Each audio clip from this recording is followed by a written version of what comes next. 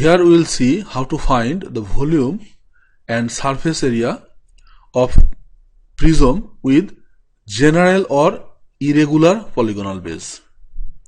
That means general or irregular polygonal base means the base of the prism will be any polygonal. It will not be regular but irregular, say irregular quadrilateral or irregular pentagon, hexagon and so on. So here we will see the prisms which has got irregular polygonal base. Here we will discuss on how to find the volume and total surface area of any general n-gonal prism. That is, previously we saw how we can find the volume and surface area when this base is a regular polygon. But here we will discuss how we can find the volume and surface area if it is not even regular, any kinds of polygon. So for example, here we have a A1, A2, A3 in this way, n-sided polygon. So the surface area, to find surface area and volume, we need the area of this base. Now to find the area of this base where it is not regular, there is no relation between these arms and there is no relation between these heights. So if we draw individual triangles, all these individual triangles are different now. For regular polygon, these triangles were same. So this is one triangle connecting these two vertex and center. This is another triangle connecting these two vertex, but they are now different. For regular polygonal base prism, these triangles were all equal. So we just calculated once and multiplied by the order of the polygon. So if it is hexagon polygon, we found this area and then multiplied by 6. But here all these triangles are different. So to find their individual area, this individual height and side length, either it would have been given directly or somehow information shall be given so that we can find it out. So let us discuss these things with this example. So for example, here the base is 1, 2, 3, 4 arm. So it's a quadrilateral and it's not regular because its arm lengths are 16, 16, 10 and 10. So they are not regular. So this is a quadrilateral base prism. So now to find this base area from center, each of the arms lengths, distance, perpendicular distance are given. So for example, this is 4 cm and this is equal, this is also 4 cm. This is 6 cm, this is equal, this is also 6 cm. So what we will do, we will from this center we will divide this polygonal base into 4 triangles. So now for this triangle, this one, this arm equals this arm which is 16, and this height, this is perpendicular, this height is given directly. So area of this triangle only will be half times base times height.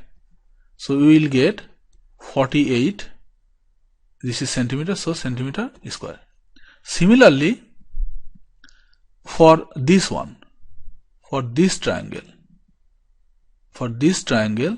this is the base, so this is 10, so this is also 10, and this height equals this height, and this height is given 6, so this one also 6.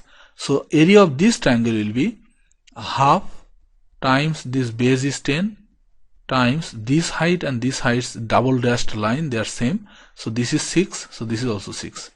So we will get 30 centimeter square. Similar way, if we take this triangle, then this one's base is this base, so this is 10, and this height is given 4 here.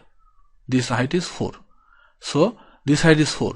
So this triangle's area will be half times this base is 10 times this height is 4. This was originally given 4 centimeter. It is just under this black line, but it is 4 centimeter. So now we will get 20 centimeter square. And the last one is this one. This triangle, its base is this one, which is equal to this. So this is 16 and this height is 4 centimeter. So this triangle's area will be half times this base is 16 times this height is 4. So we will get 32 centimeter square. So for any polygonal prism, we will be needing these heights and this defined side lengths to calculate each of this triangle individually, and then if we sum them up, then we will get our total base area. So the base area will be summation of these 4 triangles. So that means if we start from here, this and this, so it will be 48 plus 30 plus 20 plus 32. So we will get 80 and 50, so it will be 130 centimeter square. So the base area we found using individual triangles separately, and we found this. Now we also need the base perimeter. So the base perimeter will be summation of these 4 lines, 16 plus 16, 32 and 20, so it will be 52. So 52 centimeter. Now the height of the prism, this is the base, this is similar top face, their perpendicular distance is 12 centimeter. So this is the height of the prism, 12 centimeter. Now we can use the formula to find the total surface area is 2 times base area plus base perimeter minus height. So we will get 2 times base area is 130 plus base perimeter is 52 times height we saw it is 12 centimeter. So if we calculate the total surface area, we will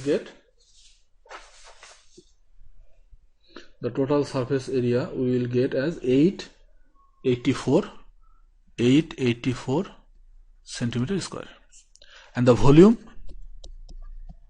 will be base area times height.